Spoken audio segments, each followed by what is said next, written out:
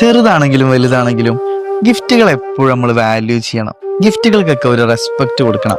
അതെന്താ അറിയോ, ഒരാൾ നമുക്ക് വേണ്ടി ഒരു ഗിഫ്റ്റ് വാങ്ങി തരാന്ന് പറയുമ്പോൾ അയാൾ അതിനു വേണ്ടി ഒരുപാട് ടൈം സ്പെൻഡ് ചെയ്യുന്നുണ്ട്, ഒരുപാട് എഫേർട്ട് എടുക്കുന്നുണ്ട്.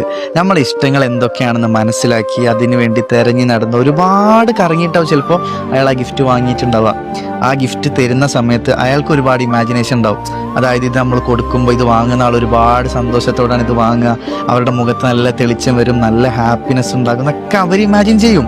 സോ എന്ത് ഗിഫ്റ്റ് ആണെന്നുണ്ടെങ്കിലും ഒരാൾ നമുക്ക് ഗിഫ്റ്റ് തരുമ്പോൾ അത് വളരെ സന്തോഷത്തോടെ വേണം നമ്മൾ സ്വീകരിക്കാൻ.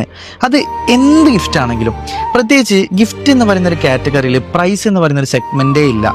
ചെറുതോ വലുതോ എന്തോ ആയിക്കോട്ടെ, നമ്മളത് സ്വീകരിക്കേണ്ടത് വളരെ സന്തോഷത്തോടെ. പിന്നെ മറ്റൊരു കാര്യം എന്ന് പറയുന്നത്, ഈ ഗിഫ്റ്റ് കിട്ടുക എന്ന് പറയുന്നത് വളരെ വലിയൊരു ഭാഗ്യമാണ്. എല്ലാവർക്കും ഈ ഒരു ഭാഗ്യമില്ല. ഗിഫ്റ്റ് എല്ലാവർക്കും കിട്ടൂല, അതുപോലെ തന്നെ ഗിഫ്റ്റ് എല്ലാവരും കൊടുക്കൂല.